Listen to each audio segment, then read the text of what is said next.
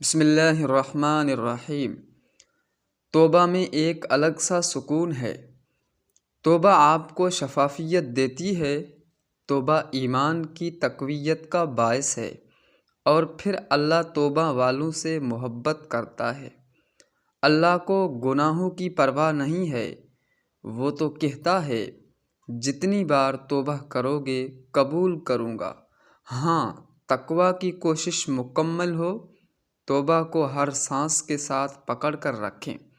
اپنے رب کے سامنے خود کو گرائے رکھیں، اس سے معافی طلب کرتے رہیں۔